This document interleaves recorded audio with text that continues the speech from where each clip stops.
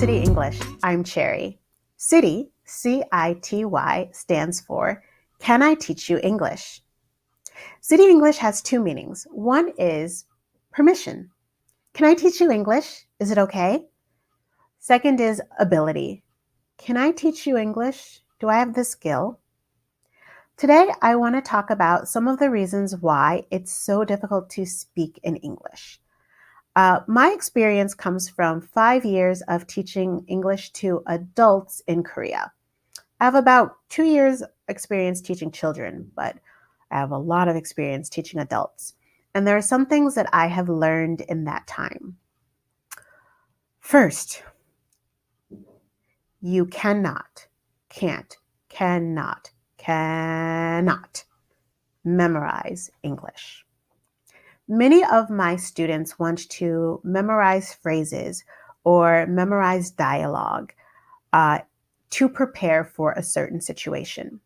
So I say, "Good morning, how are you?" And they say, "I'm fine, thank you, and you?" Okay, but what happens when I say, "Hey, what's up?" "I'm fine." No. "Hey, what you been up to?" "I'm fine, thank you." No. "Hey, how's it been going?" "I'm fine. It's not a match. But when a student who has only memorized deals with an unexpected situation, it kind of causes them to panic. They spend a lot of time searching their mind for the right response. And then the longer it takes for them to find that correct response, then they lose confidence because they don't know how to respond naturally. And then the gap in the conversation stretches. And then they're like, "Oh my God, I don't know what to say." And then they panic and say nothing. If you rely on just things that you've memorized and you're not comfortable making English or being creative, it actually has an effect on your confidence. So memorizing is good, especially when you are in the beginning stages, but you also have to learn English. You have to be flexible and you have to realize that there are many different responses. There is no perfect response. Secondly, I ask students, how many levels of formality are there in English? And they tell me one. There are 3 levels of formality in English: formal, semi-formal, and informal. Formal is the English we use in business and professional situations, the English we use in writing, the English we use with people we don't know who are older than us usually. Semi-formal is what we use on a day-to-day basis. So when we're talking to our coworkers or acquaintances or people we meet, and informal is what we use with friends and family and people we're close to. So what happens is a lot of times in school and in textbooks, you learn very formal English. You learn very high-level vocabulary and very long sentences. So I should go out with my friend this weekend because it would be good for my social life and I will be successful later. Correct. But yeah, I should go out with my friends. It'd be good for me. It'd help me out, is what I would naturally say.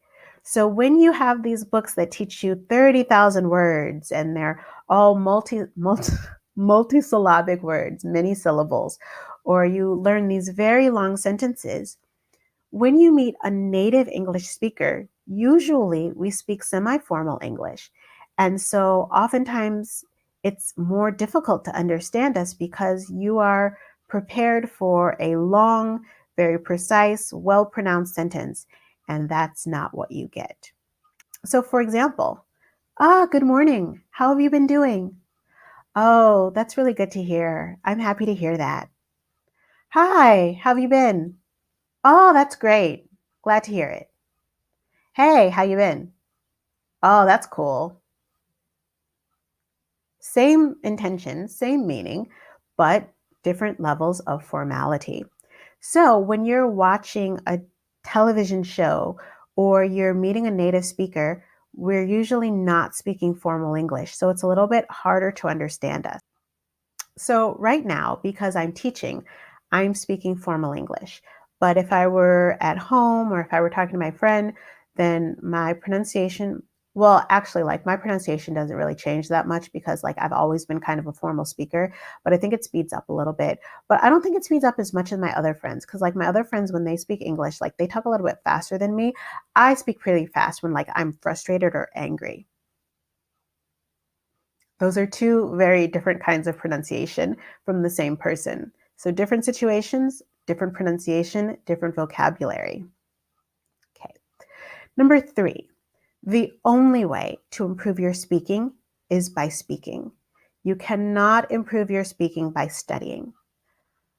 I will admit that because speaking is very stressful and makes me very nervous, I prefer to study. I will spend 2 hours studying grammar before I will speak one sentence because speaking is stressful. But studying grammar will not improve your speaking. There's a reason why people can have perfect TOEIC scores, but then not be able to make a simple sentence. We learn with one part of our brain and we speak with a different part of our brain.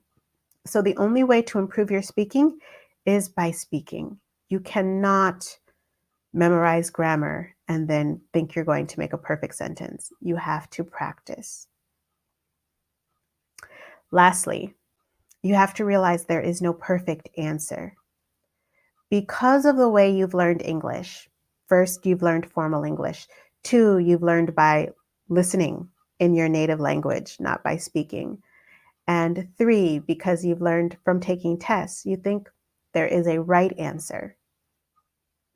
English is all about exceptions, meaning this is the rule, but we say that, but Americans say this, British people say that, Australians say this, Canadians say that. There is no one right answer. There are many exceptions. And so instead of waiting to have that right answer, instead of trying to be perfect, you have to just be willing to make mistakes and speak. Fluency is not about making the longest sentence or using the biggest words or the most difficult grammar. Fluency is about being understood. If you want to be fluent, you have to be heard.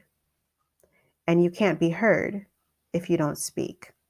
And you can't speak if you don't practice. So if you wonder, why can't I speak English? Why is speaking English so difficult? It's because you're not speaking. So when you're watching videos and you're learning something, whether it's on this channel or any other channel, pause the video, make a sentence, try it.